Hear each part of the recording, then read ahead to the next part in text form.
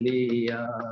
फिर दादा का, फिर गीता का, फिर दादा का, फिर गीता का, ओम का गूंजे ये गीत रे, आत्मा का सुनाओ संगीत रे, मेरे सतगुरु मेरे मीत है, आत्मा का सुनाओ संगीत रे, सतगुरु मेरे मीत रे।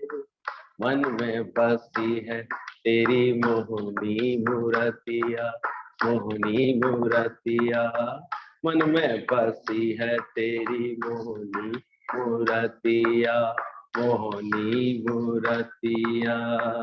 प्रेम से भर दी तूने दिल की गगरिया, दिल की गगरिया, मन में बसी तेरी मोहनी मूर्तिया, मोहनी मूर्तिया। प्रेम से भर दी तूने दिल की गगरिया, दिल की गगरिया।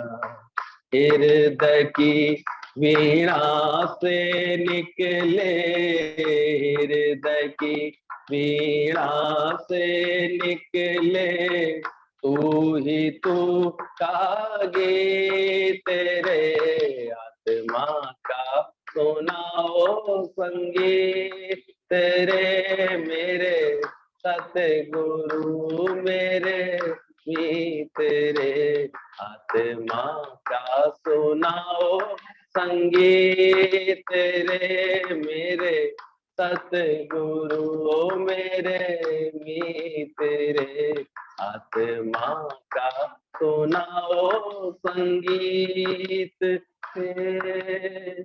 जब से पड़ी है मुझ पर तेरी नजरिया, तेरी नजरिया, जब से पड़ी है मुझ पर तेरी नजरिया, तेरी ओ जीवन संभाला तूने मेरा सांवरिया, मेरा सांवरिया, जब से पड़ी है मुझ पर तेरी नजरिया, तेरी नजरिया। जीवन संभाला तूने मेरा सांवरिया, मेरा सांवरिया। ये जीवन के मधुर मास के ऋतु न जाए बीत रे, आत्मा का सुनाओ संगीत रे, मेरे सतगुरु मेरे मीत रे, आत्मा का सुनाओ संगीत रे, मेरे सतगुरु मेरे मीत थे। जीते जी मर कर जीना सिखाया, जीना सिखाया, प्रेम करके प्रेम करना सिखाया, करना सिखाया, जीते जी मर कर जीना सिखाया, जीना सिखाया, प्रेम ही करके प्रेम करना सिखाया, करना सिखाया, जीव भाव से हमको उठा कर, जीव भाव से हमको उठा कर, आत्म से कराई प्रीत रे, आत्मा का सुनाओ संगीत रे, मेरे सतगुरु मेरे मीत रे, आत्मा का सुनाओ संगीत रे, मेरे सतगुरु मेरे मीत रे। आत्मा का सुनाओ संगीत। एक सहज आनंद में रहता है, उसको कितनी भी सेवाएं सामने हो रही हो, कोई भी कार्य उसके सामने आए, आज हम लोग महसूस करते हैं जैसे धीरे धीरे गुरु ने कि हम लोगों को सत्संग करना है, इस भाव से मुक्ति दिलाई है, इसमें अभी कोई कर्ता भाव नहीं आता है। तो एक जैसे आनंद का विषय बन गया है, रोज का एक सहज अभ्यास रहता है, लगता ही नहीं कि कुछ किया। लोग कहते हैं आप लोग सत्संग अभी भी कर रहे हैं, हमने कहा हम लोग करते ही नहीं।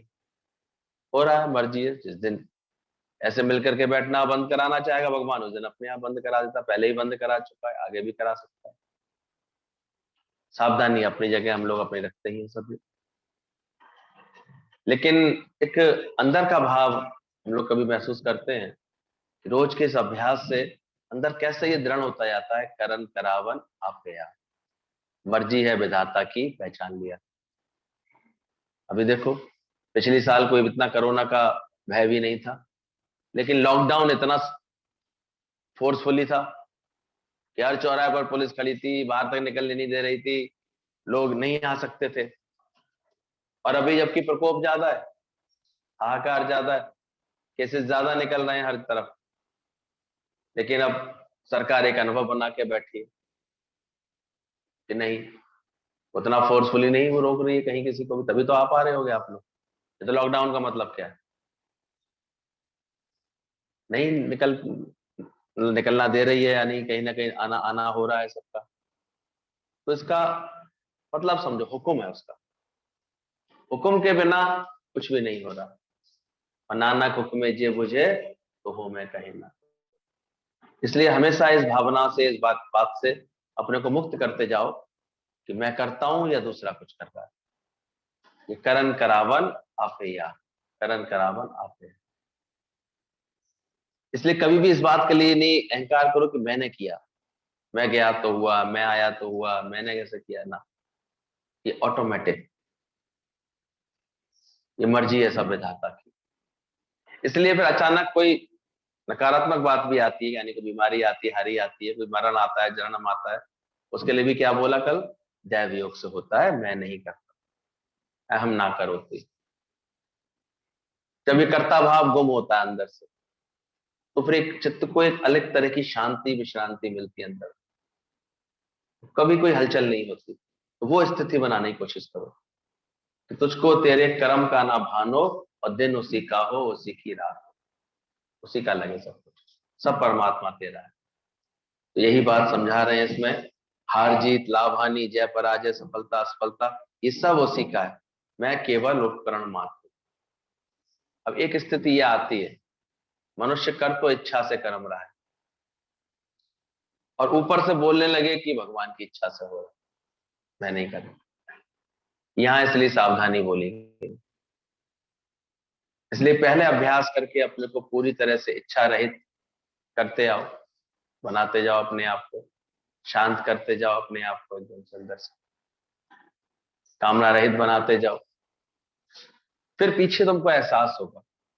इसलिए हम लोगों के दादा ने पहले बोला कर्मों में रेड लाइट,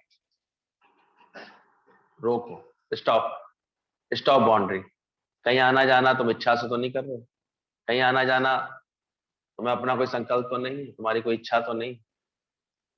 इसलिए सब बातों से गुरु छुड़ा करके बैठालना चाहता है, बैठ जाओ, शांत होकर बैठ जाओ, पहले अपनी इच्छा का नाश होने दो, ज्ञान समझो, इच्छा से मुक्त होते जाओ, चित्त को ऐसा अंदर से साफ करो, कुछ नहीं चाहिए, मेरा कोई संकल्प नहीं है, कुछ पाना नहीं है, कुछ चाहना नहीं है, कुछ कुछ करना नहीं है, शांत करके बैठो। जब ये अभ्यास हो जाता है, फिर धीरे धीरे अब ऐसा लगे किसी ने ऐसे कि तुमसे प्रकृति ने जबरदस्ती, परमात्मा के ने वो हवा आई, प्रारब्ध की हवा आई, कर्म का कोई ऐसा खेल आया सामने, कार्य तुमसे करा लिया। इच्छा से करना और इस तरह परमात्मा की इच्छा से करने में, इसमें अंतर करने के लिए पहले रुकना जरूरी है। पहले इसलिए ज्यादा ने बोला रेड लाइट, और एक दो साल नहीं, सालों साल गुरु के संग पहले रेड लाइट का अभ्यास करो उसका, कि नहीं करते, गुरु कहते बैठो तो बैठो, गुरु कहते कहीं नहीं जाना है तो नहीं जाना, गुरु कहते रुक जाओ बस। Stop boundary. पीछे गुरु देखेगा एक ऐसे धीरे धीरे करके, जब इसका चित्त अब शांत हो गया है, इसके हृदय में कामना खत्म हो गई है, अब हुक्म लेके जा रहा है, उसके फिर उसकी भाव अलग हो जाएंगे, उसको अंदर में खुद के कुछ करने का भाव नहीं होगा, इसलिए वो करे ना करे दोनों में समता में रहेगा। गीतावान कहते थे कि भले तुमने सारी रोटियां बना ली हैं, 40-50 रोटियां सेक ली, पर लास्ट की 2 रोटी के लिए भी अगर कोई आकर के उनको बोलेगा लाओ हम बना देते हैं, अब आप छोड़ो, आप बहुत देर से बना रहे हो, लाओ हम बना लेते हैं, तो आप अहंकार में ये नहीं कहेंगे अरे अरे इतनी तो बना ली, अब 2 और बनाने में क्या है। उसी क्षण बड़े प्रेम से छोड़ सकेंगे, क्योंकि आप पहले ही कुछ नहीं कर रहे थे। भावों में अंतर समझना है। अगर आपको ये लग रहा है कि ये 38 रोटी मैंने बना दी तो नहीं छोड़ पाओगे, तो कुछ ना कुछ बोल दोगे, कुछ ना कुछ कह दोगे। लेकिन तुमको पहले ही कर्मों में शांति है, कुछ नहीं तुम करते, तो फिर निश्चित जानना तो बड़े आराम से उस कर्म को छोड़ भी सकते हो, छोड़ सकते हो, फिर किसी के कहने पर पुनः पकड़ भी सकते हो, तुम्हारा अंदर चित्त बिल्कुल शांत रहे। तो धीरे धीरे ऐसा अभ्यास अपने चित्त को कराओ कि इसका सारा कर्ता भाव गुम होता जाए इसके अंदर से। अपने अंदर का अहंकार गुम होते होते कर्ता भाव भी अपने आप गुम हो जाएगा। अहम, अहंकार, अभिमान, ये 3 इसके रूप हैं। जब ये करने में लगता है हमारा अहम भाव, तो ये अहंकार कहलाता है। जब कुछ जगत में अपना मानने लगता है तो अभिमान का रूप बन जाता है। जब अपनी मैं में आ जाता है, अहम बन जाता है। तो ज्ञानी इन तीनों से अपने को मुक्त करता है। ज्ञानी ने और कोई पुरुषार्थ नहीं किया, बस अपनी मैं को मिटाया। मिटा दे अपनी हस्ती को, तभी मस्ती में आएगा। खुद ही जब छूट जाएगी तो खुदा मस्ती में आएगा। तो अच्छे से इसका अभ्यास करो, क्योंकि ये बहुत ठगी भी करेगा बीच बीच में। कर रहा होगा अपनी इच्छा से और बोलने की कोशिश करेगा कि भगवान ने कराया, हम थोड़ी गए। तो यहाँ चेक कर लेना और अपने को खुद बोध करा लेना। ये सिद्ध करने की जरूरत नहीं है किसी के आगे कि कहीं तुम्हारी सूक्ष्म में इच्छा तो नहीं पड़ी थी, चाहना तो नहीं पड़ी थी। इसको चेक कर लेना अंदर से, और अंदर ही अंदर फिर रेड लाइट के बाद दादाजी कहते थे येलो लाइट, फिर भले ही कर्म प्रारब्ध अनुसार हो रहे होंगे तुमसे, पर अब तुम अपनी इच्छा से नहीं करो। वैसे भी गौर करके देखोगे, जैसे जैसे तुम्हारे अंतःकरण में, चित्त में इच्छा मिटती जाएगी, शांत होती जाएगी, आप देखोगे आपके कर्म बड़ी शांति से हो रहे होंगे, खेल की तरह हो रहे होंगे। उसमें फिर आपको बिल्कुल भी कोई बंधन नहीं लगेगा, कोई अंदर से, अंदर ही अंदर तुम लगेगा बिल्कुल शांत चित्त से, अंदर से हर बात मेरी गुरु ने शांत करा दी। केवल बस आया, झोंका, हो गया। कोई बात होनी थी, हो गई। ऐसा होना था, इसलिए ऐसा हो गया। बोध नहीं अंदर में, कोई वजन नहीं बनेगा।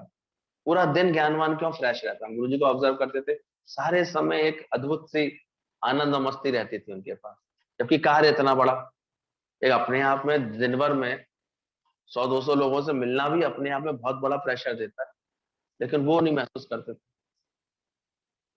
वो कुछ भी कर रहे होते थे, अंदर से इतने कर्ता भाव से थे, है ही नहीं। हैरानी हुई, हम लोग इतना भीड़ लगा के पहुंचे हुए थे 31 तारीख को, और बड़े प्रेम से आते हैं कमरे से बाहर, आज कोई खास बात है क्या, तुम लोग सब कैसे आए। हमने कहा सोचो कितने कर्ता भाव से खा लिए, इन्हें ना दिन का एहसास ना किसी तारीख का एहसास, ये अपनी आत्म मस्ती में इतने अडोल हैं, शांत। ये अभ्यास से होता है, ऐसे नहीं कहने और बात करने से नहीं होता। ये तो सब अपनी अपनी मक्कारी अपनी जानते हैं अंदर से, कि मन हर जगह आकार लेके बैठा है, मक्कार है ना, हर जगह अपनी मैं करता हूं, मैं करता हूं, इसलिए बड़बड़ करेगा, इसलिए उसको फिर विक्षिप्तता भी आएगी, फिर कर्म का फल फल भी इच्छा हो जाएगी उसको बैठ करके, कर्म मैंने किया है तो मुझे फल भी मिले, लोग समझे तो सही, जाने तो सही। जब तूने किया ही नहीं तो जनवा किसको रहा है।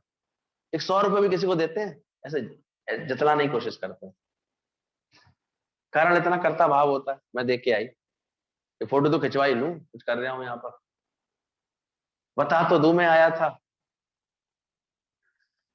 और जैसे कर्ता भाव गुम होगा ना इन सब चेष्टाओं से, वो प्रकृति अपने आप सिद्ध कर देती है। ज्ञानी कर्ता भाव से गुम होता है, हम देखते हैं पहले से पहले उसको लोग अटेंड करते हैं, पहले से पहले उसको स्टेज पे ले आते हैं, फोटो खिंचा देते हैं, क्योंकि उससे कुछ नहीं चाहिए होता है। वो गुम होता है। उसे जतलाना, बतलाना, सिद्ध करना, अपने होने पने का एहसास कराना है ही नहीं। जब वो गुम है तो परमात्मा है उसकी। इसलिए आज का जो सूत्र है, इस संसार में चिंता से दुख उत्पन्न होता है, अन्यथा नहीं। छोटे से सूत्र है लेकिन बहुत पकड़ने वाला है, पकड़ो अपने अंदर। क्षणिक मात्र भी कोई दुख की, अवसाद की, नेगेटिविटी की लहर कब आ रही है? जब किसी ना किसी तरह की चिंता पहले बन रही है उससे पहले। अगर चिंता नहीं है किसी के जीवन में, किसी के मन के अंदर किसी भी तरह की, तो कदाचित कोई बात उसे दुखी नहीं कर सकती। पहले कोई ना कोई चिंता आती है अंदर से, और चिंता देहाध्यास है तो जगत सत्य दिखेगा, तो बारंबार कभी किसी की बनती चली आएगी, वो दुख दे आती है। तो चिंता में दुख उत्पन्न होता है, अन्यथा नहीं। ऐसा जो निश्चय पूर्वक जानता है वह सुखी और शांत है। पांचवा सूत्र है 11वें प्रकरण का। इस संसार में चिंता से दुख उत्पन्न होता है, अन्यथा नहीं। ऐसा जो निश्चय पूर्वक जानता है, ये बोध होना हमको आवश्यक है कि अगर कहीं कोई दुख की लहर आई, दुख की कोई फीलिंग्स आई, तो उसके पीछे मैंने किसी तरह की चिंता पैदा की होगी। पहले कोई ख्याल आया होगा, कोई बात आई होगी पहले, तो इसलिए दुख पैदा होता है। ऐसा जो निश्चय पूर्वक जानता है, तो हमेशा को हमेशा अपने को चिंता रहित रखेगा तो वह दुख लगेगा उसको, इसलिए वो सुखी हो जाता है और शांत हो जाता है। ज्ञानी इसलिए सुखी है और शांत भी है। खबरें आजकल रोज आ रही हैं, कभी कैसी आ रही, कभी कैसी आ रही, लेकिन उसने अपने मन को सबकी चिंताओं से रहित किया हुआ है। नहीं तो मनुष्य को कभी घर की चिंता, परिवार की चिंता, कहां से खाएंगे, कैसे होगा, कैसे चलेगी, सलामत रहेंगे कि नहीं। आप देखो, अचानक खबर मिलती कि सत्संगी किसी रिश्तेदार की ऐसे ऐसे वो आईसीयू में पहुंच गया है, इसके ऑक्सीजन की कमी है। आप कहीं ना कहीं जुड़े, और जुड़ते ही क्या शुरू हो गई? उसकी चिंता शुरू हो गई। अब उसकी तरफ थोड़े से, अब ख्यालों से जुड़ गए उसके अंदर।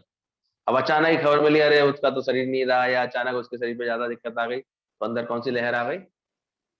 दुख की लहर आ गई। फिर ज्ञान आ गया, चिंता हट गई, तो दुख भी तुमने हटा लिया बड़े आराम से। तो ये बिल्कुल पक्की बात है, चिंता से दुख उत्पन्न होता है। ऐसा जो निश्चय पूर्वक जानता है वह सुखी और शांत है। सर्वत्र उसकी स्पृहा गलित हो गई, यानी इच्छा जिसने गलित कर ली है, वो फिर चिंता से मुक्त होता है। अभी चिंता कैसे मिटेगी? जब तक हम सूक्ष्म में अनेकों इच्छाएं रख करके बैठेंगे, तो इच्छाएं चुपचाप क्या बना देंगी हमारे अंदर? चिंता बना देंगी। इसलिए व्यक्ति हर समय बेटे को ऐसे करना चाहिए, घर में ऐसा होना चाहिए, बात ऐसे होनी चाहिए, ये व्यवस्था ऐसे बन जानी चाहिए, ऐसा इच्छा रखते ही वो अपने अंदर क्या बना लेता है? एक चिंता बना लेता है। फिर डॉक्टर कहता है टेंशन नहीं करो। अब टेंशन करे कैसे? नहीं बेचारा। चिंता का एक दूसरा अंग्रेजी में नाम है इसका, टेंशन। भाई चिंतित रहते हो क्या? टेंशन रहती है क्या? कोई बात नहीं, एंग्जाइटी रहती है। लेवल बढ़े आता है तो वही एंग्जाइटी बन जाती है, और लेवल बढ़े आता है तो फिर डिप्रेशन। और डिप्रेशन और कुछ नहीं। पहले शुरुआत में शुरू हुई चिंता, धीरे धीरे धीरे धीरे चिंता वाला स्वभाव, कभी इसकी चिंता कर रहा है, कभी उसकी चिंता कर रहा है, कभी घर की चिंता कर रहा है, कभी कुछ बिगड़ जाना जाए इसकी चिंता कर रहा है, सब सलामत रहे इसकी चिंता कर रहा है, सब बनी रहे इसकी चिंता कर रहा है। चिंता करते करते दुख भी पाता जा रहा है साथ साथ। तो चिंता से तो चेहरा घटे घटे बुद्धि और ज्ञान, ये भी होगा उसके साथ। अब ऐसा पाता जा रहा है, और फिर उसके बाद एकदम से वो फिर टेंशन उसकी इतनी बढ़ जाती है, एंग्जाइटी का रूप लेती है, बीमारी के लक्षण आने शुरू हो जाते, थका थका, परेशान परेशान, दुखी दुखी सा हर वक्त रहेगा वो। खिंचा खिंचल खिंचल रहेगी उसके अंदर में, मन उसका उलझा रहेगा। और जब बहुत दिनों तक इसका नहीं उपाय कहीं कर पाएगा, तो फिर उसको डिप्रेशन है, और डिप्रेशन वाला तो फिर बड़ी लाइलाज स्थिति पहुंच जाती है बाद में। शुरुआत में इसको ठीक कर ले तो कर ले अच्छी तरह। इसलिए समझना है इस बात को। चिंता से दुख उत्पन्न होता है। अष्टावक्र जी कहते हैं जहां अहंकार है वहीं कर्ता भाव है, और जहां कर्ता भाव है कि ये मैं कर रहा हूं, वहां फल की इच्छा होती होती है, और इच्छा से फिर क्या बन जाती है? चिंता होगी। तो दुख वैसे भगवान ने बनाया नहीं है संसार में, इसलिए तुम्हारा ख्याल तुम्हें दुखी ना करे तो भगवान भी तुम्हें दुखी नहीं कर सकते। आज क्या किया, गुरु की कृपा से, सत्संग की लगन से हम लोगों ने इन सब चीजों को पीछे से सफाई कर ली। इतनी गुरु ने सुना सुना के इच्छा मात्रम विद्या, इच्छा मात्रम विद्या, कि अंदर में चित्त में सभी इच्छाओं को खुद ही मिटाने का मन करता है, उठने ही नहीं देते, उठती नहीं है फालतू की इच्छाएं। जब फालतू की कोई इच्छा नहीं है तो चिंता भी अपने आप नहीं। अटल चिंता नहीं, तो पहले उसको तरफ ध्यान जाना, इसकी ये भी तो कहता है बड़ी चिंता है मुझे इसकी। भले परेशान नहीं है अभी आप, लेकिन फिर भी क्या कर रहे हैं, उसकी बेटे की चिंता है। आप चिंता मत करो, कहते भी जाएंगे मैं हूं ना, तू चिंता मत कर, बल्कि मैं करूंगा इसकी चिंता। ज्यादातर देखो सेंटेंस तो बोलते ही रहते हैं घर में, आप चिंता मत करो। अब उसकी चिंता अचानक तुमने अपनी तरफ ट्रांसफर करा ली, सूक्ष्म में इच्छा। तो इसके लिए बहुत अधिक हमको अपनी आत्म जागृति का अभ्यास करना पड़ेगा, तब कहीं जाकर के छूटती है, नहीं तो छूटती नहीं है। इसलिए केवल विशुद्ध ज्ञान से ही ये मिट सकती है। नहीं तो व्यक्ति को हम देखते हैं बहुत अच्छी भक्ति भी करता रहता है, चिंता फिर भी करता रहता है, बहुत सोने जैसे कर्म भी करता रहता है, चिंता फिर भी पालता रहता है। चिंता के लिए उसे मूल तक जाना जरूरी पड़ेगा कि इसकी समस्त इच्छा मिट जाए। क्या मांगू कछु थिर न रहा है, देखत रैन चला सब। सारी अपनी चिंता को जो हटा लेगा अपने अंदर से, इच्छा को मिटा लेगा, फिर धीरे धीरे ऐसा स्वभाव बनाएगा। इसके लिए अभी भी गीता इतना अच्छा कहते हैं, जब तक हमारे सामने ऐसा गुरु आदर्श रूप नहीं होता है तब तक हम ये बात समझ ही नहीं सकते। सुनने से पढ़ने से नहीं समझ सकते, प्रैक्टिकल तो चाहिए हमें, कोई व्यक्ति ऐसा तो मिले। हम यही बात जाकर के देखते तो मैंने कि कभी चिंता नहीं आती, ये कभी परेशान क्यों नहीं दिखाई देते, इसके बाद हमेशा महफिल क्यों सजती रहती है, ये हमेशा मौज में क्यों रहते हैं। बाकी कोई कोई में ताकत तो महफिल सजा ले, एक बंदा बैठने को तैयार नहीं होता, तुम्हारा मुंह अगर उतला हुआ है, चेहरे पे हंसी नहीं है तुम्हारे, तो बैठेगा तुम्हारे पास, पसंद करेगा? तो ढंग की बात तुम्हारे पास नहीं है तो कहाँ बैठते हैं लोग? हम लोग देखते हैं सुबह भी सत्संग में आराम से बैठे हुए, इस समय भी, शाम को फिर 5, 5:30 बजे, 5:30 के बाद आ जाते हैं कुछ जेंट्स लोग भी, सबको भजन भाव कर लेते हैं, प्रैक्टिस कर लेते हैं, थोड़ा बहुत सत्संग भी कर लेते हैं। कारण खुश रहते हैं, खुशी जैसी उनको स्पेशल अलग से पनीर वनीर खाने पड़ेंगे बेचारों को खाने में। तो खुशी अपने आप में क्या है, खुराक है। ये ज्ञान का प्रभाव है जो गुरु धीरे धीरे धीरे धीरे हमारे अंदर से समस्त इच्छाओं को मिटाता है। क्या मांगो, क्या मांगो, कछु थिर नहीं, कछु थिर नहीं, देखा तरह चला सब जाए। कल झूम के गा रहे थे, शायद हमारी मुक्ति का ख्याल दिल में आया है, इसीलिए दादा ने हमें सत्संग में बुलाया। हम थोड़ी आते हैं, वो बुला रहे होंगे, उनकी मर्जी होगी। अंदर से जानो ना इस बात को। बल्कि हमें तो लगता है ये जो दिन आए हैं आजकल, लॉकडाउन के आ रहे हैं और आगे बढ़ेंगे, ये सब होंगे, बहुत अच्छे सत्संग के अभ्यास के लिए आए, और किसके लिए आए। और ये बात उन्हीं को समझ में आएगी ना, सत्संग की महिमा समझ में आती है, जो ज्ञान के लिए आगे लक्ष्य रखते हैं। अब जिसने धन कमाने का लक्ष्य रखा है अभी तक जीवन में, वो तो हाय जिका को आ गए, फिर से कैसे आ गए, फिर से भैया आप तो मत बोलो लॉकडाउन नहीं बढ़ना नहीं चाहिए, इतनी मुसीबत है। हम कह रहे हैं ये अच्छे दिन आने वाले हैं, मोदी कब से कह रहा था अच्छे दिन आएंगे, अच्छे दिन आएंगे।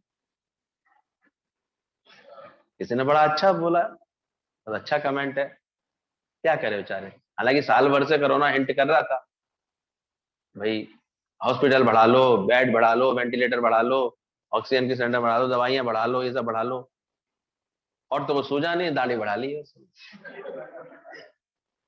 जो आसान था वो काम कर लिया। ये सब के लिए तो बड़ी मेहनत करनी पड़ती है, चुक गए वहां पर।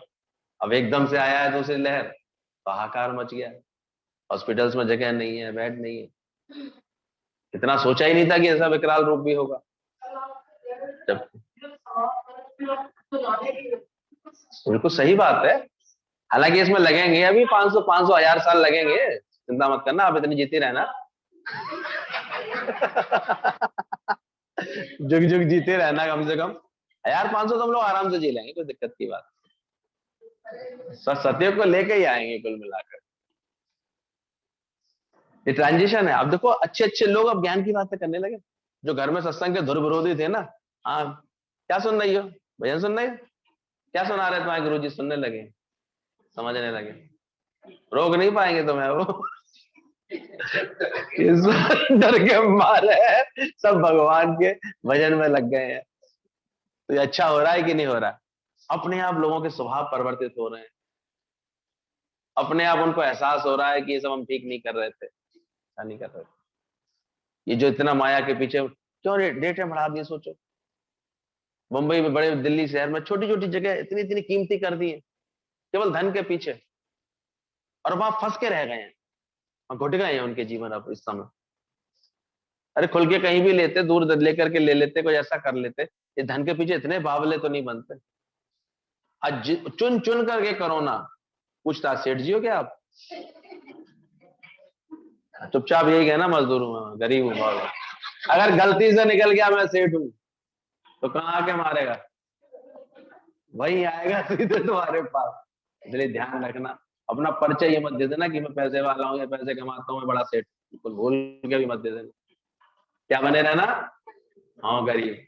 दया स्वामी के द्वारे दीजिए बुद्धि विवेका। है ही नहीं है मेरे पास, दिखाना भी नहीं, इसमें दिखावा भी कुछ मत करना, कोई दिखावा नहीं करना। बोले पेड़ के नीचे बैठ करके अपना ऑक्सीजन लेवल ठीक कर लेना। ऑक्सीजन मिल ही नहीं रही है क्या, कहां से जाके ले लोगे? अपना उपाय आना चाहिए। ये जो घबराहट में पैनिक होकर के, इतना परेशान होकर के लोग इतना हो रहे हैं, चाहे तो खुद ही। कल कितना अच्छा है, किसी ने वीडियो डाली हुई है, अपने ग्रुप में डाली हुई है।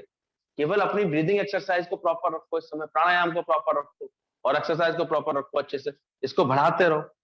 ऑक्सीजन लेवल खुद का बढ़ाना खुद के हाथ में होना चाहिए। प्राणायाम के द्वारा लेने की कोशिश। और जब शरीर खुद ही पहले बीमारियों का अड्डा बन जाता है, इतना आलस में डूब जाता है, बीमारी के कारण उसको कुछ होता नहीं है, फिर उसकी डिप्रेशन जैसी बीमारियां होती, तो ऐसे ये लोग फिर, और डॉक्टर भी कुछ नहीं कर पा रहा, कर अब क्या करें? जब इसका अंदर वाला ऑक्सीजन ले ही नहीं पा रहा है, तुम कहां से उसको दे दो? वो लोगों की खबरें हैं ये। और अभी तो बहुत खबरें सुननी बाकी है, ध्यान रखें, घबराना नहीं बिल्कुल भी। और उसके बाद भी अंदर से समझ लेना, ये हमारा देश 135 करोड़ का, 37 करोड़ से ऊपर का हो गया। और 2-4 करोड़ निबट भी जाएंगे तो अभी 2-4% ही होगा केवल खेल। इसलिए बिल्कुल हैरान परेशान होने की बात नहीं है, पैदावार बहुत हो चुकी है। इसमें भी शांति रखना बिल्कुल, चाहे किसी का भी नंबर आ जाए उसमें। ये महामारी जब फैलती है तो ऐसा होता ही होता है।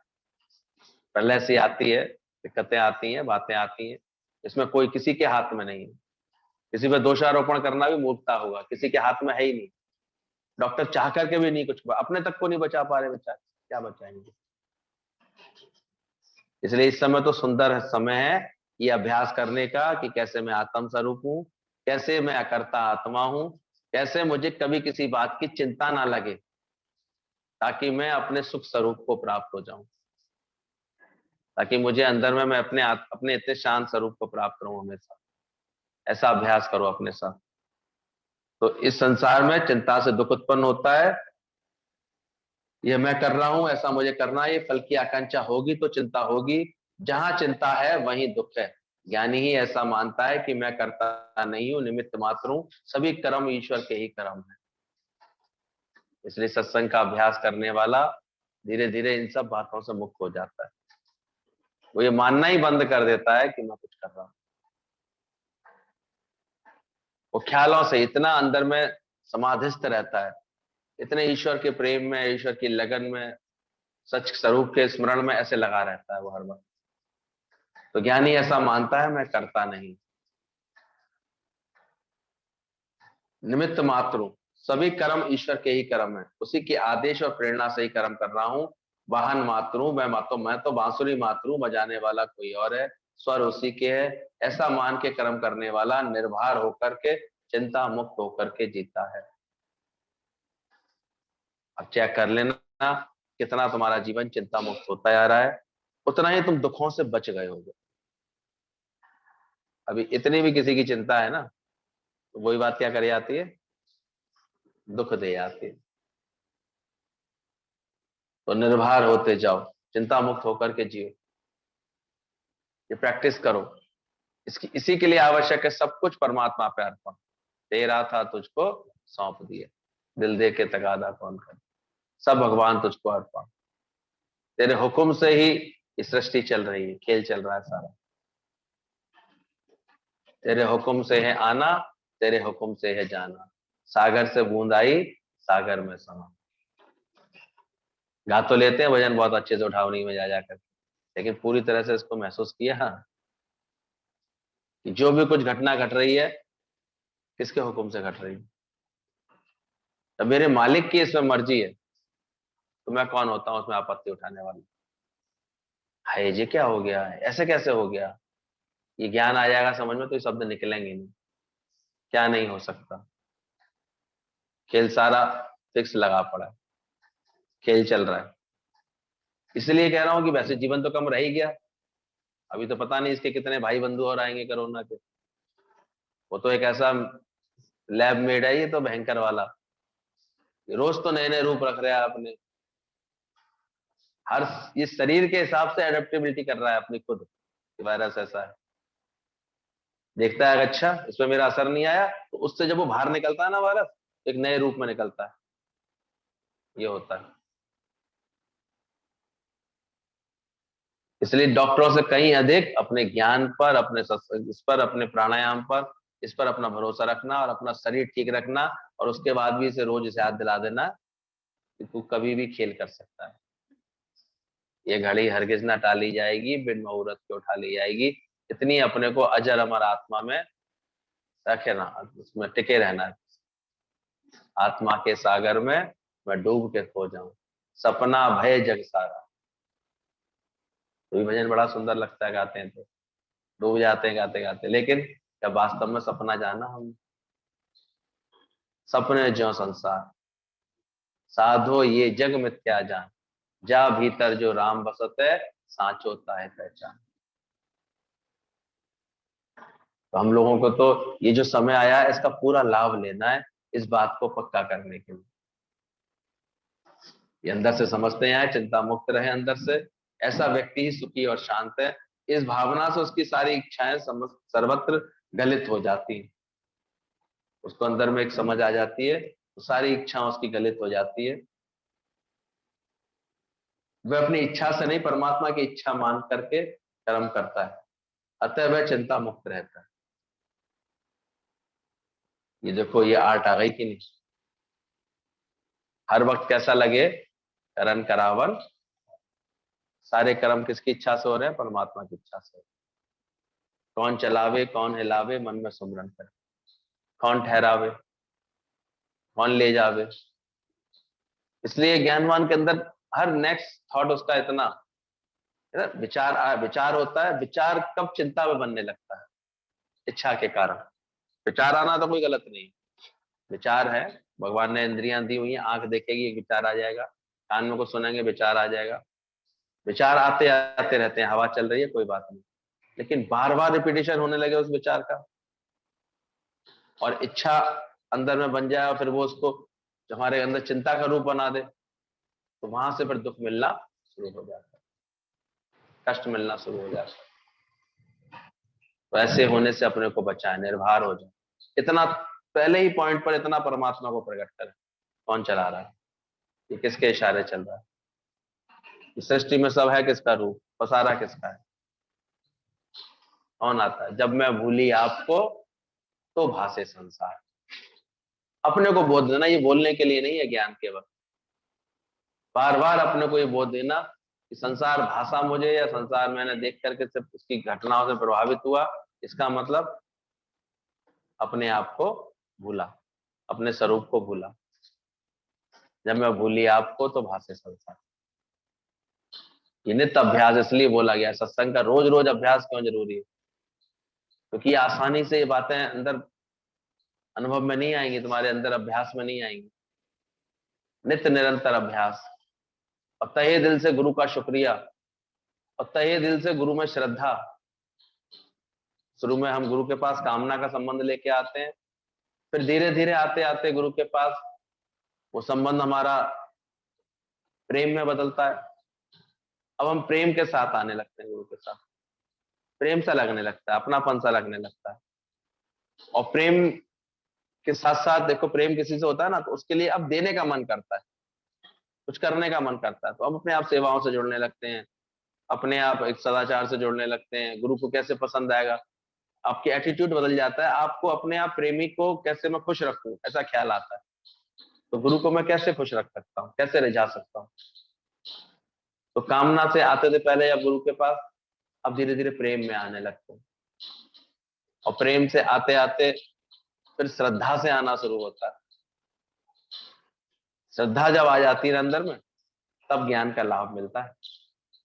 बहुत समय तक हम प्रेम रख करके भी आते रहते हैं, सेवा भी करते रहते हैं, जुड़े भी रहते हैं गुरु से बहुत अच्छे से, लेकिन उसके बाद भी ये ध्यान रखना, अभी तुम गुरु से अभी ज्ञान का लाभ नहीं ले पा रहे हो। बहुतों को हम देखते हैं आए बेचारे 10 10 15 15 साल यहाँ लगे भी रहे, बैठे भी रहे, प्रेम भी बहुत अच्छा लगा उनको, लेकिन अभी तक उनको ज्ञान नहीं अंदर क्लिक हो पाया। इसलिए वो अपनी खुद की, इसलिए जैसे सत्संग के दायरे से हटते हैं ना, फिर वो कभी चिंता में आना शुरू हो जाते हैं, फिर कर्ता भाव में ही रहते हैं सारे समय, फिर अहंकार उन पर हावी होता रहता है, फिर उन्हें मोह ममता सताती रहती है, दुखी सुखी होते रहते हैं। इसलिए जिस क्षण श्रद्धा आती है, श्रद्धा वाला मन बनता है, श्रद्धा के कान आ जाते हैं, श्रद्धा के बाद अब बस गुरु ही सही है। सदगुरु तेरे द्वारे आके मन कहीं जाता ही नहीं और भटकता ही नहीं। फिर वो स्थिति खत्म हो जाती है कि थोड़ी देर हनुमान जी को पूज लिया, फिर शंकर जी को पूज लिया, फिर गणेश जी को पूज लिया, अब तो एक हो तो सो गए हो श्याम संग। गोपियों को पता भी नहीं था प्रेम करते करते कब उनकी अगाध श्रद्धा बन गई थी। तभी तो बोली उद्धव से वो, एक हो तो सो गए हो श्याम संग, अब को आराधेश। तुम ये हमें पूजा पाठ सिखाने आए हो, अब कौन करे पूजा पाठ। श्रद्धा आ जाती है फिर गुरु की, जो गुरु जो वचन वचन बता रहा है, गुरु जो राह बता रहा है, उसके अलावा कहीं और भटकने का मन ही नहीं करता, जाएगा ही नहीं श्रद्धा। फिर वो ज्ञान का लाभ देखेगा जीवन, और उसके बाद फिर उसके जीवन में लास्ट में संबंध जो रह जाता है गुरु के साथ, केवल भक्ति का रह जाता है, भक्त और भगवान का। अभी कितनों को हम देखते हैं लाभ ले रहे हैं सत्संग का, वचनों से ही लाभ हो रहा है, लेकिन बात जब भी करेंगे ना वो गुरु से, तो ज्ञान सुनाने की कोशिश करेंगे उसको। हम विचार करते हैं, मैंने कहा हम लोगों से तो एक सेंटेंस नहीं निकलता गुरु के आगे, हम गुरु के आगे, सूरज के आगे दीप दिखाएं। हमने ये ज्ञान सुना, हमने ये ज्ञान समझा, हम ऐसे जानते हैं, हम ऐसे जानते हैं। कैसे बोल सकते हो तुम गुरु के आगे। गुरु से तो हमेशा, गुरु से जब भी बात करो, एक ऐसे भाव से बैठ के बात करो कि हमें उनसे कोई ज्ञान मिल जाए। हम तो जतलाने की कोशिश करने लगते हैं, कितने भी श्रेष्ठ हो जाओ। यही तो होता है, शिष्टाचार का अभाव हो जाता है। तो देखो वो बेटा जो है बाप को ये समझाने लगता है कि नहीं हम समझा दें आपको, जैसे लाओ भी हम समझा दें। गुरु जी के पास आके कोई कहता था ये बात ऐसे ठीक नहीं है, ऐसे तो ये तब तुम करके दिखाओ ना, करके दिखाओ। तो ये भी शिष्टाचार में आता है। ये अपनी बुद्धि का, अपने पढ़े लिखे होने का, अपना ज्ञान समझ, इसका भी एक अहंकार होता था, हम ज्ञान बोलते हैं, ये तो निकलेगा नहीं मुझसे। फिर तो अपने आप गुरु के सामने तो श्रद्धा भक्ति से मन एकदम एकदम निमाड़ा होता है, नीचा होता है।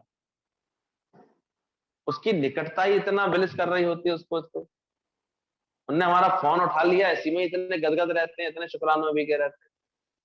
जतलाना क्या होता है उसको, क्या बतलाना होता है, क्या बतला दो, दिया ही सब उसने, बना ही सब उनका है। आज अगर तुम कोई व्यापार कर पा रहे हो, तो लागत तो पहले तुम्हारे माता पिता ने लगा दी थी, पहले तो उनकी थी, उससे तुमने बढ़ा लिया, तो कौन सा बड़ा काम। बिना उसके बढ़ा के दिखाते कहां बढ़ा पाते। तो कभी भी ज्ञानवान दिखने की भी कोशिश नहीं करनी चाहिए अधिक। इसलिए प्रेम रह जाए केवल, भक्ति रह जाए केवल, श्रद्धा रह जाए केवल। आपस को जो कछु ना जनावे, सोई पंडित फिर जोड़ ना पावे। ऐसा अपने अंदर में अकर्ता भाव लाना। वक्त छोटा सा बच्चा अपने पिता की उंगली पकड़ करके निश्चिंत हो जाता है जिस प्रकार, उसी प्रकार मनुष्य परमात्मा का सहारा लेकर के निश्चिंत जीता है। एक चिंता वाला है, यानी परमात्मा भूला हुआ है, तो सारे समय क्या कर रहा है? चिंता कर रहा है। और एक बालकवत बन गया, अपने को बिना बी नथिंग बना लिया, उसने छोटा बना लिया। अब वो कैसे चल रहा है? भगवान की उंगली पकड़ के निश्चिंत चल रहा है। इसलिए एक नम्रता सहज में उसके आचरण में आएगी आएगी, नहीं आ रही है तो कहीं ना कहीं कुछ गड़बड़ है। आपस को जो कछु न जाना, वो बी नथिंग होगा ही होगा, और सहज होगा। ऐसा वो जतलाने के लिए नहीं हो रहा होगा, बी नथिंग कहने के लिए नहीं हो रहा होगा, वो उसकी प्रकृति होगी। इसलिए उसे कभी किसी बात का, बच्चे को किसी बात का बुरा थोड़ी लगता है। बुरा कब से लगना शुरू हुआ? तो तुम्हें भी किसी के व्यवहार, किसी के आचरण बुरे कब से लगने लगे? शुरू में जब देखो बच्चे बन के रहते हैं ना गुरु के पास, तब तो सब बातें अच्छी लगती। अब अचानक ही लगता है, अरे ने ऐसा क्यों किया, ये ऐसे क्यों बोला, ऐसे क्यों किया, इसको इसको ऐसे किया, इसको ऐसे क्यों नहीं किया, ऐसे करके आने लगे। इसका मतलब क्या है? तुम्हारे अंदर क्या जाग रहा है? मैं को मारो तुरंत, नहीं तो फिर आगे गुरु से निभा नहीं पाती है। फिर ऐसे मस्ती भी खत्म हो जाती है अंदर से, क्योंकि हस्ती आने लगी अंदर से।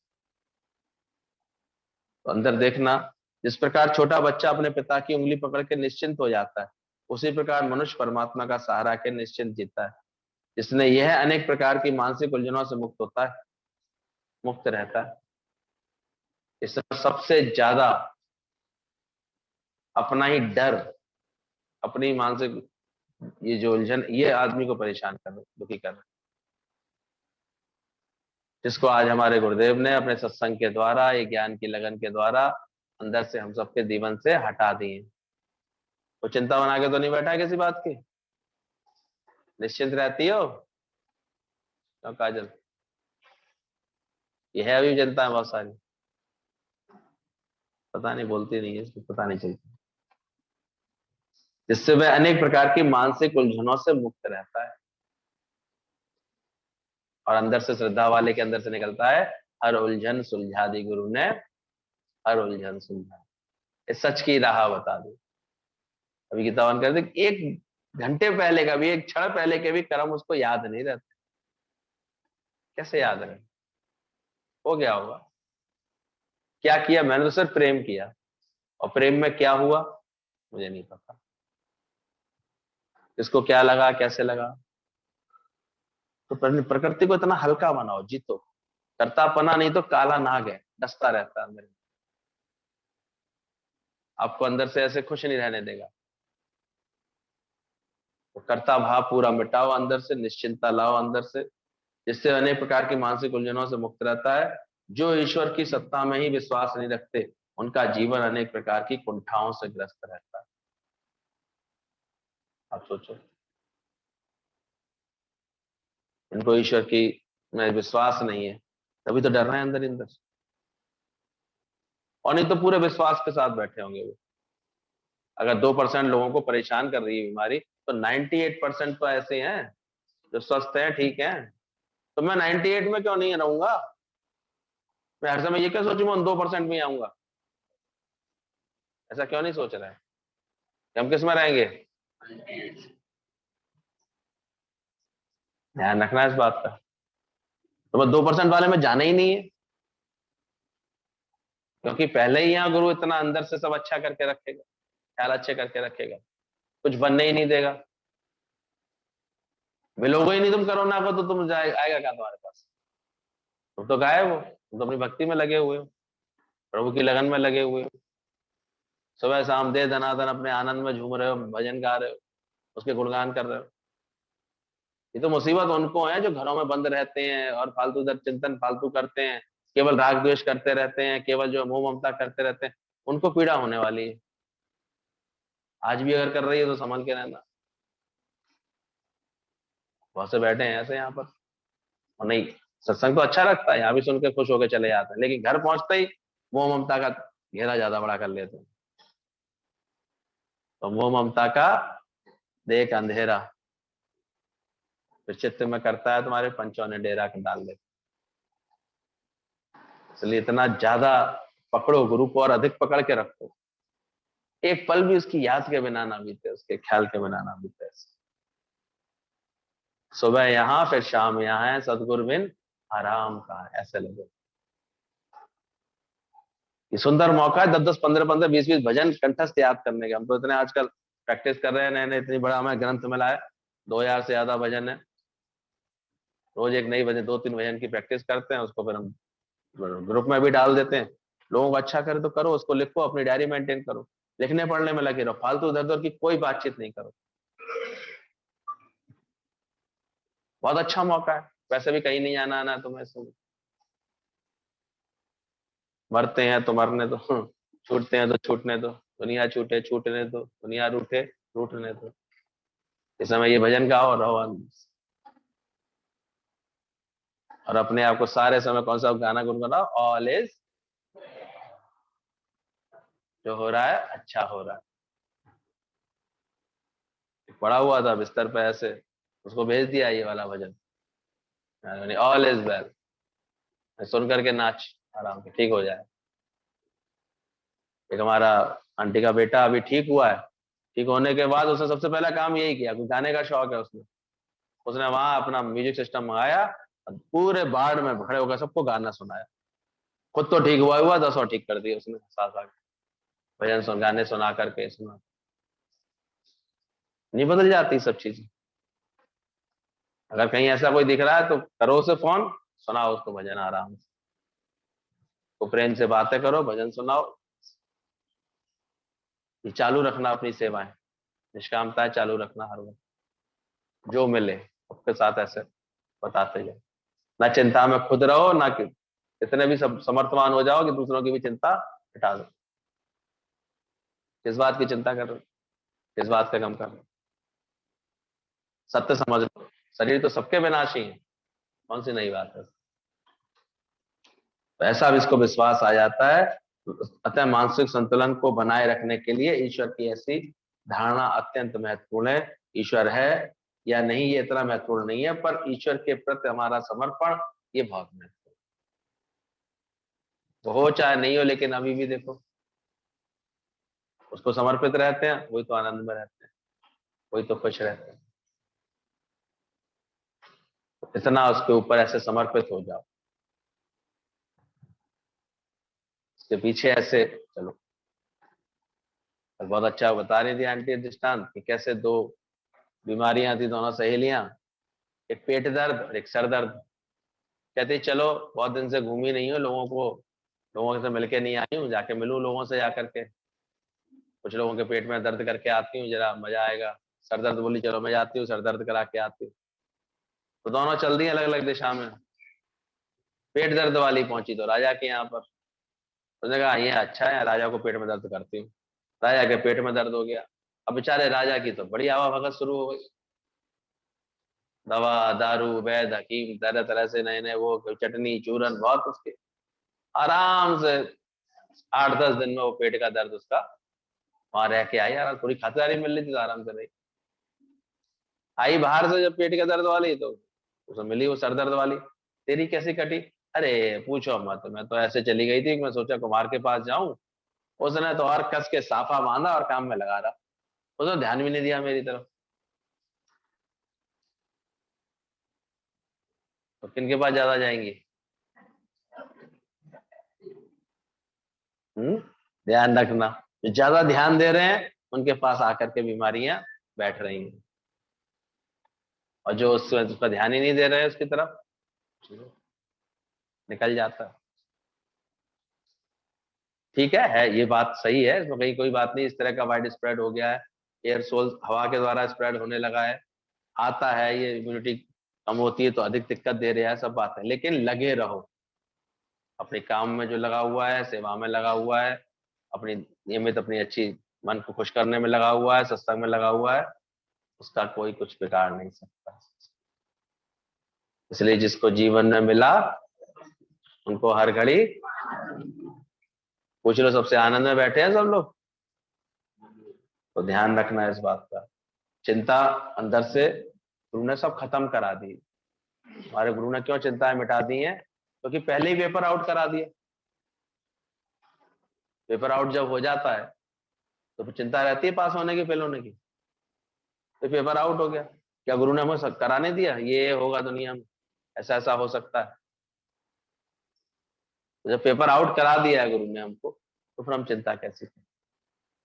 तो हर वक्त अपने को बोध दो कि मुझे किसी भी प्रकार की चिंता नहीं बनानी है। तुरंत समझ आना, चेहरे की मुस्कुराहट गायब हो रही है यानी चिंता से चेहरा घटे। एक मुस्कुराते हुए चेहरे को नाप नाप तौल ले लेना, और एक सुस्त चेहरे की नाप तौल ले लेना। चेहरा कैसा हो जाता है, छोटा सा हो जाएगा नहीं। और मुस्कुराता हुआ कैसा रहता है जना, नहीं तो फैल जाता है, फूला फूला रहता है। तो चिंता आ गई, इसका मतलब क्या होगा, चेहरा घट गया। और चेहरा ही नहीं घटता, घटे बुद्धि और ज्ञान। उसकी बुद्धि और ज्ञान विवेक दोनों ही घट जाते हैं उसके साथ साथ। तो नानक चिंता ना करें, चिंता चिट्ठा समान। अधिक चिंता करने वाले जल्दी से कहाँ आके बैठेंगे फिर, चिंता कहाँ ले आएगी उनको, चिताव पर चढ़ाने ले जाएगी। तो किसी बात की चिंता नहीं करनी, खुशी खुशी जाना चिता पर, चिंता के बाद चिंता से मुक्त रहना अंदर से। इसलिए पिक्चर के हर सीन को वो एंजॉय करता है, उसका तो चिंता नहीं रहती ना। पिक्चर जैसी चल रही है, पार्ट प्ले चल रहा है, वो अच्छी तरह जानता है ये भी गुजर जाएगा, this will also pass away, ये भी बदलने वाला है, हर सीन बदलने वाला है। इसलिए वो हर सीन का क्या करेगा, एंजॉय करेगा। कैसी भी कहानियां आ रही है, सब कहानियां चल रही, इसको देखने वाला है, गुजरने वाला है। तो this will also pass away, ये भी गुजर जाएगा।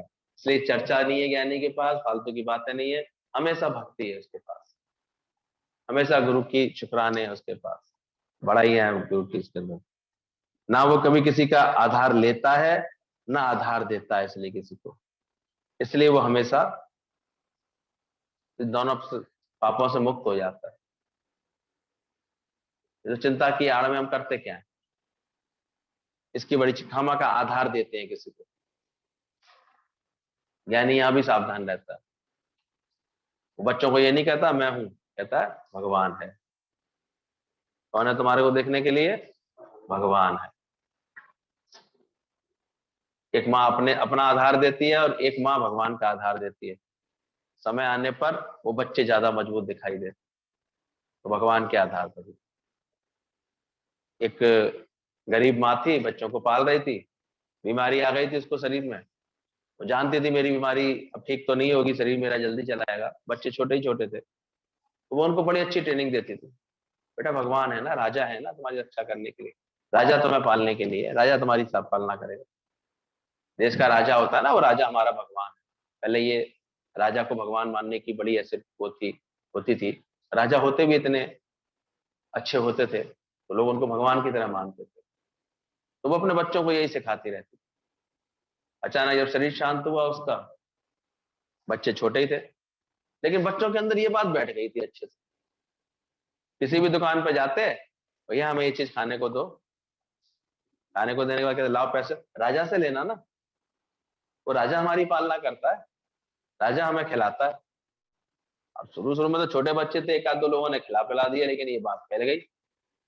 कुछ तो ऐसे नहीं भी देते थे कभी उनको, तो कैसे वो अड़े आते थे, धोखे कैसे नहीं, राय साहब ने तो पैसे दिलवाएंगे, राजा साहब देंगे आपको, राजा साहब पालना करते हैं।